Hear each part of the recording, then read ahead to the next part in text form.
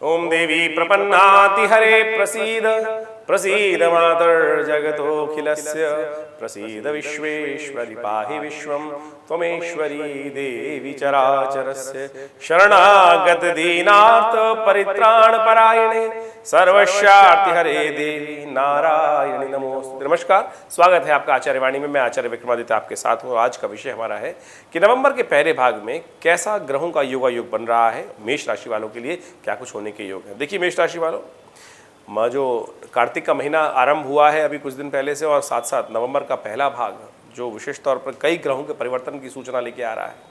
शनि महाराज सबसे मुख्य ग्रह, यदि मेष राशि के संबंध में बात करें तो आपकी राशि के अनुसार से दशम और 11वें भाव के स्वामी हैं, वो परिवर्तन की तरफ जा रहे हैं, मार्गी हो जाएंगे और सबसे शुद्ध बहुत बढ़िया योग बनाने वाले हैं। वो बहुत महत्वपूर्ण परिवर्तन लाने के योग आपकी राशि के अनुसार से बनाने के योग बनाने। इसके साथ साथ शुक्र आपके छठे भाव में जाएंगे, कन्या राशि में थोड़े से क्षीण हो जाएंगे, कमज़ोर हो जाएंगे, लेकिन वो भी आपके लिए अच्छा रहने वाला है, बहुत सुंदर योग बनाने वाला है आपके लिए। इसके साथ साथ बुध ग्रह भी परिवर्तन की तरफ जा रहा है। बुध में भी महत्वपूर्ण परिवर्तन होने के योग इन्हीं नवंबर के आरंभ काल में बनने के योग दिखाई देते हैं। तो ये सारे के सारे महत्वपूर्ण योग हैं। इसके साथ साथ पूरे विश्व के हिसाब से देखा जाए तो कई महत्वपूर्ण परिवर्तन होने के योग दिखाई देते हैं। इन दिनों जब कार्तिक का पहला पक्ष आरंभ हुआ, कृष्ण पक्ष आरंभ हुआ जिस तिथि में, तो उस दिन चतुर्ग्रही योग बना हुआ था तुला राशि में। कहा जाता है कि कार्तिक के महीने में जब प्रथम पक्ष में चतुर्ग्रही योग बन जाता है तो संसार के लिए वो भयावह होता है।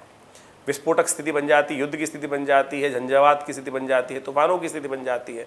और ऐसे में ग्रहण भी पड़ा और उसके बाद कई प्रकार के परिवर्तन, और आगे आने वाले समय में ये इसका नेगेटिव प्रभाव विश्व पर पड़ता दिखाई दे रहा है। यदि शेयर बाजार के हिसाब से देखा जाए, मार्केट के हिसाब से देखा जाए तो थोड़ी महंगाई परेशान करने के योग बना सकती है। ऐसे में चावल, घी, तेल, चीनी, सफ़ेद पदार्थ, रुई इत्यादि, वस्त्र इत्यादि, इन सब के दामों में कुछ नया इजाफा होने के योग दिखाई देते हैं। तो जो शेयर मार्केट वगैरह में काम कर रहे हैं तो दिखाई देता है कि ऐसे में महंगाई की मार पड़ सकती है। और साथ साथ एक ग्रह का योग और भी बन रहा है। कृष्ण पक्ष में कार्तिक में एक तिथि बढ़ी और विशेष तौर पे कहा जाता है शुक्ल पक्ष में एक तिथि घट जाएगी।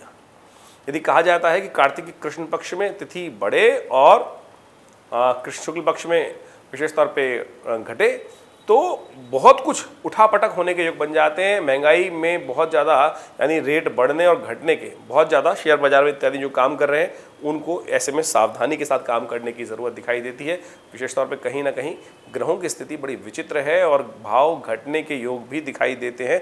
तो शेयर मार्केट में ट्रेडिंग करते वक्त विशेष तौर पर जो लोग बाजार में इकट्ठा काम करते हैं उनको बड़ी सावधानी के साथ काम करने की ज़रूरत दिखाई देती है। सिलसिलेवार तरीके से समझ लीजिए ग्रहों का योगायोग आपके लिए कैसा रहेगा। मेष राशि वालों की सबसे पहले बात करें तो कार्तिक का महीना चल रहा है, कृष्ण पक्ष है और 1 नवंबर के दिन चतुर्थी की तिथि है।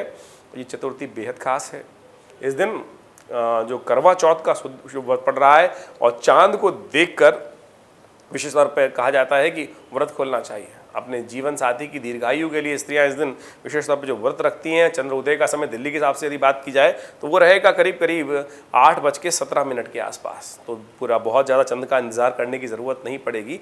मिथुन राशि के चंद्रमा शाम को आ जाएंगे और बहुत बढ़िया यदि बात की जाए ग्रहों के योगा योग के अनुसार से तो आपके लिए अच्छा योग बनते दिखाई दे रहे हैं और ये आपके लिए बहुत महत्वपूर्ण रहेगा। चंद्रमा का शुभ योग आपके लिए बड़ा, आपके जीवन साथी के लिए शुभ योग बनाता दिखाई दे रहा है। ऐसे में कोशिश ये करें अपने घर के बड़े बुजुर्गों का आशीर्वाद लेकर काम करना आपके लिए सुबह सुबह इस दिन के शुरुआत के साथ साथ कोशिश ये करनी चाहिए कि बड़े बुजुर्गों का, माताओं का आशीर्वाद अवश्य लेकर काम करना शुरू करें।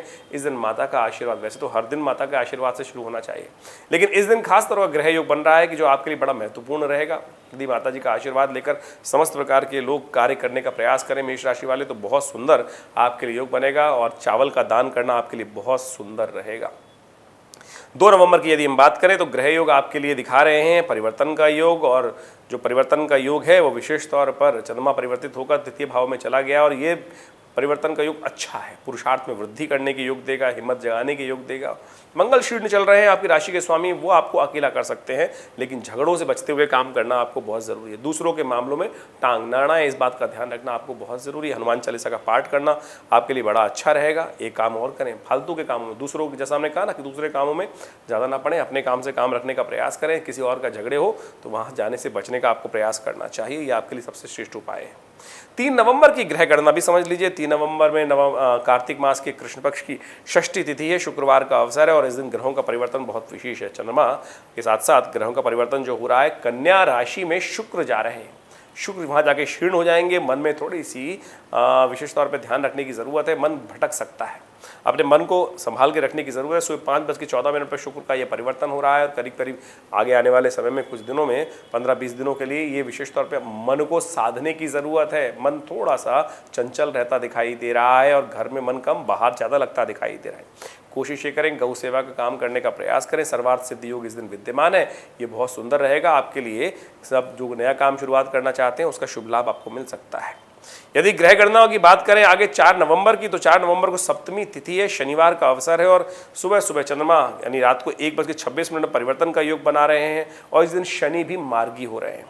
रात को 1:26 पर चंद्रमा परिवर्तन करेंगे, कर्क राशि में चले जाएंगे, स्वग्रही हो जाएंगे और उसके साथ साथ शनि भी दोपहर को 12:33 पर मार्गी हो जाएंगे। ये बड़ा महत्वपूर्ण योग है आपके लिए। शनि लगातार आपके एकादशवें भाव में बैठकर, लाभ स्थिति में बैठकर वहाँ वक्री चल रहे थे, अब मार्गी होने का सुंदर योग बन रहा है। ये बहुत सुंदर रहेगा आपके लिए, अच्छा कल्याणकारी योग बनेगा। आगे बढ़ने के सुंदर अवसर आपको प्राप्त होते दिखाई दे रहे हैं। ग्रह गणना विशेष तौर पर आपके लिए बड़ी सुंदर बनती दिखाई दे रही है। इसका लाभ आपको पूर्ण रूप से मिलने के अच्छे योग बन सकते हैं। शुभ लाभ आपको अच्छा बनता दिखाई दे रहा है। इसका लाभ आपको मिलने के सुंदर योग है। तो कोशिश ये करें इस तिथि के दिन शनिवार का उपाय अवश्य करने का प्रयास करें। पीपल के पेड़ के पास जाकर एक थोड़ा सा एक दिया प्रज्वलित कर दीजिए तिल के तेल का, वो आपके लिए कल्याणकारी रहेगा। सर्वार्थ सिद्धि योग विद्यमान है। नए कार्यों करने के लिए दिन अच्छा दिखाई देता है। 5 नवंबर के लिए ग्रह गणना विशेष तौर पर दिखा रही है कि अष्टमी, और ये कोई साधारण अष्टमी नहीं है, ये बहुत महत्वपूर्ण अष्टमी है, अहोई अष्टमी है। कहा जाता है कि माताएं विशेष तौर पर भगवती दुर्गा की आराधना करती हैं, कालाष्टमी के रूप में इस तिथि को जाना जाता है और अपनी संतान की उन्नति के लिए भगवती से प्रार्थना करती हैं। तारे की चांदनी में तारों को जब निकल आते हैं तो रात शाम के समय उनको अर्घ्य देकर इस व्रत को समाप्त करने की सुंदर व्यवस्था रहती है। राधा कुंड में भी स्नान करने की सुंदर परंपरा भारतीय संस्कृति में रही है। ग्रह गणना विशेष तौर पर आपके लिए अच्छी बनी हुई है, शुभ लाभ देने वाली बनी हुई है। आपको थोड़ा सेहत का ध्यान रखने की ज़रूरत है। ऐसे में मां भगवती दुर्गा की आराधना करें। सर्वमंगल मांगल्ये शिवे सर्वार्थ साधिके शरण्ये त्र्यंबके गौरी नारायणी नमोस्तुते, इस मंत्र का जप करें तो ये आपके लिए बहुत सुंदर रहेगा और लाभ के योग भी बनाने के सुंदर अवसर प्राप्त होंगे। 6 नवंबर को ग्रह गणना दिखा रही है कि नवमी का अवसर है, सोमवार की तिथि है और उस दिन ग्रहों का परिवर्तन का योग बन रहा है। 2 महत्वपूर्ण ग्रह, चंद्रमा भी परिवर्तन की तरफ जा रहा है और बुध भी परिवर्तन की तरफ जा रहा है। चंद्रमा दोपहर को करीब 1:21 पर सिंह राशि में प्रवेश करेंगे और वहीं वृश्चिक राशि में बुध प्रवेश करेंगे और ये दोनों के दोनों परिवर्तन जो हैं ये आपके लिए ग्रहगण दृष्टिकोण से एक अच्छा, एक थोड़ा सा कष्टमय होने के योग दिखाता है। जो बात करें हम चंद्रमा तो आपके लिए अच्छा है। आगे बढ़ेंगे तो बहुत सुंदर तरीके से आपके लिए हीन भावना कोई भी मन में रखेगा तो उसका ही नाश होने के योग दिखाई देंगे। चिंता ना करें, अपनी चाल में मस्त होकर काम करने का आपको प्रयास करना चाहिए। लेकिन थोड़ा सा एक बात का ध्यान रखिएगा, बुध का ये जो परिवर्तन है विशेष तौर पर आपकी इफेक्टिव जो विशेष तौर पर मैनेजिंग कैपेबिलिटीज़ हैं उनमें थोड़ी कमी लाने के योग बना सकता है। तो ऐसे में बुध का उपाय आपको करना चाहिए अवश्य, क्योंकि शाम को 4 बजे के आसपास बुध परिवर्तन करेंगे तो थोड़ी सी चीज़ों को हाथ में संभालने में थोड़ी सी दिक्कत आने के योग बन सकते हैं।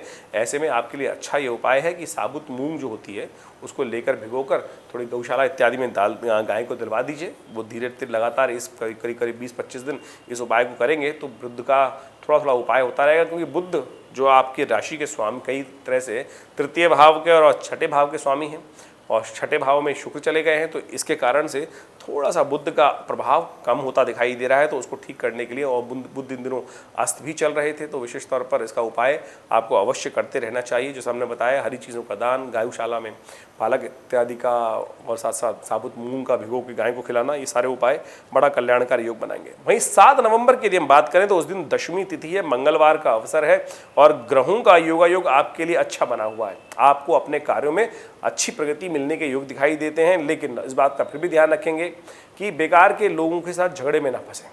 देखिए मंगलवार का दिन है, सुंदर ये रहेगा कि लोग आपसे ईर्ष्या कर सकते हैं, कुछ झगड़े का कष्ट ना हो, कपड़े का ध्यान रखें, नए कपड़े ना पहने, इस बात का भी ध्यान रखने की ज़रूरत है, नहीं तो कहीं ना कहीं कुछ कष्ट, अग्नि से हानि होने के योग दिखाई देते हैं। थोड़ा सा ध्यान रखते हुए कार्य करना चाहिए। हनुमान जी के मंदिर में जाकर वहाँ थोड़ा मीठे का भोग लगा दीजिए, ये सुंदर उपाय करके आप कल्याणकारी योग बना सकते हैं। वहीं 8 नवंबर की बात करें तो उस दिन भी दशमी तिथि है, दशमी वृद्धा हो गई है, 4 घड़ी तक अगले दिन विद्यमान रहेगी इस दिन, उसके बाद एकादशी का आगमन हो जाएगा, एकादशी अगले दिन मानी जाएगी। और इस बार एकादशी बहुत विशेष है, वो बताएंगे आपको, लेकिन अभी दशमी की बात कर लेते हैं। तो बुधवार का योग है, ग्रह योग आपके लिए हमें दिखाई देता है अनुकूल है, चिंता करने की ज़रूरत नहीं है। बस थोड़ा सा ये ध्यान रखें, बहुत ज़्यादा एरोगेंसी में ना फंसें। ये समस्या क्या हो सकती है कि केवल मैं काम करूं, लेकिन सबका सहयोग लेकर काम करेंगे, थोड़ा छोटा बन के काम कर लेंगे तो बहुत अच्छा। अननेसेसरी गुस्सा थोड़ा बढ़ता दिखाई दे रहा है, अननेसेसरी के गुस्से को शांत करने के लिए सूर्य का सुबह सुबह दर्शन करें, उन्हें अर्घ्य दें, ये आपके लिए अच्छा उपाय है, इसको कर कर आप लाभ ले सकते हैं। वहीं हम बात कर लेते हैं अब 9 नवंबर की। 9 नवंबर की ग्रह गणना विशेष तौर पर दिखा रही है, दिन बहुत शुभ है, रमा एकादशी का अवसर है और सर्व विशेष तौर पर जो वैष्णव है या स्मार्थ हैं उन सबके लिए एकादशी दोनों दिन के लिए प्रशस्त कही गई है। स्वास्थ्य का थोड़ा ध्यान रखने की ज़रूरत है, चंद्रमा क्षीण हो गए हैं और ऐसे में स्वास्थ्य, नज़ला इत्यादि, जुकाम इत्यादि, इन सब का ध्यान रखते हुए कार्य करने की ज़रूरत है। चावल का दान करना आपके लिए अच्छा रहेगा, आंवले का सेवन करना आपके लिए बहुत अच्छा रहेगा। ऐसे में इम्यूनिटी को बूस्ट करने का आपको प्रयास करना चाहिए। उपाय, ब्राह्मणों की सेवा कर लीजिए, कुछ मंदिर में, देवस्थान में जाकर कुछ सूखा अन्न जो है, चावल इत्यादि, गेहूँ इत्यादि और इन सबको, वस्त्र इत्यादि, इन सबको वहाँ ब्राह्मणों को देकर उनका आशीर्वाद लें, कल्याण होगा। 10 नवंबर का दिन बेहद खास है। इस दिन हम आपको एक ऐसा अकाट्य उपाय बताने वाले हैं, इसको कर कर आप अनेक प्रकार की समस्याओं को दूर कर सकते हैं, अपने मान सम्मान की रक्षा कर सकते हैं और 1 वर्ष तक अपनी नेगेटिव एनर्जीज को दूर करने के लिए एक ब्रह्मास्त्र उपाय हम बताने वाले हैं, वो आप कर सकते हैं। ग्रह गणना पहले समझ लीजिए, उस दिन क्या कह रही है। 10 नवंबर को द्वादशी तिथि है, शुक्रवार का अवसर है और उस दिन ग्रहों का योगायोग स्वास्थ्य के मामले में थोड़ा भारी चल रहा है। शत्रु पक्ष, आपका सामने वाला पक्ष, आपका विरोधी पक्ष थोड़ा भारी हो सकता है। ऐसे में गोवत्स द्वादशी का दिन है, तो गोवत्स का जाके पूजन करें, गाय का आशीर्वाद लेना आपके लिए बहुत अच्छा रहेगा। धन त्रयोदशी है उस दिन विशेष तौर पर भगवान धन्वंतरी की पूजा की जाती है और अमृत कलश लेकर भगवान धन्वंतरी उत्पन्न हुए थे। और साथ साथ प्रदोष भी पड़ रहा है, शुक्र प्रदोष है महालक्ष्मी कृपा प्राप्त करने के लिए। तो धनतेरस त्रयोदशी के दिन चांदी का कोई सुंदर, शुक्रवार का सुंदर तिथि में पड़ी है, चांदी का कोई अच्छा जो विशेष तौर पर सामान है वो घर में लाकर माँ भगवती की उसी रूप में पूजन करें। चांदी के रूप में ही भगवती के श्री विग्रह को लाके स्थापित कर सकते हैं। सबसे श्रेष्ठ तो यह रहेगा चांदी के श्री यंत्र को घर में लाके स्थापित करें, आपकी राशि के अनुसार वह बहुत सुंदर रहेगा। एक ब्रह्मास्त्र उपाय हम आपको बताने वाले हैं। कहा जाता है कि यदि यम के निमित्त, क्योंकि धनत्रयोदशी के दिन यमराज की पूजा की जाती है और कहा जाता है कि सूर्यास्त होने के बाद घर के दक्षिण दिशा की तरफ एक अन्न की ढेरी बनाकर एक चौमुहा दीपक अपने पितरों के निमित्त दान कर दिया या यमराज के निमित्त दान कर दिया जाए, उनमें उस थोड़ा सा उनका पूजन कर कर यमराज जी का, और वहाँ उसको प्रज्वलित कर दिया जाए। और उसके दिन अगले दिन सुबह उठकर, कहा जाता है पूर्ण प्रयोग यह है कि अगले दिन सुबह जब नरक चतुर्दशी होती है, सुबह उठकर घर के दोनों द्वारों पर एक विशेष तौर पे 2 दिए प्रज्वलित कर दिए जाते हैं यमराज के दोनों पुत्रों के नाम पर। यह पूर्ण उपाय हुआ। और उससे पहले क्या करना चाहिए, कहा जाता है कि अपामार्ग का पेड़ लेकर रात को उखाड़ के रख लीजिए और अपने सिर पे से वार कर उसको बाहर डाल देना चाहिए। उससे पहले विशेष तौर पर तेल के द्वारा, कहा जाता है कि तेल, जो तिल का तेल है उसके द्वारा पूरे शरीर पर मर्दन कर कर, फिर स्नान कर कर और फिर ये प्रक्रिया की जाए। और फिर घर के मुख्य द्वार पर जाकर सूर्य उदय होने से पहले यदि 2 दीपक प्रज्वलित कर दी जाए दोनों द्वार, घर के मुख्य द्वार के दोनों तरफ, तो कहा जाता है कि 1 वर्ष तक अपमृत्यु के योग नहीं बनते।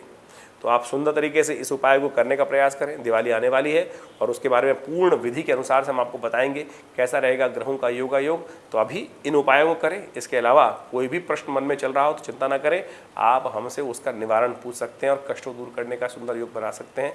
धन्यवाद, नमस्कार।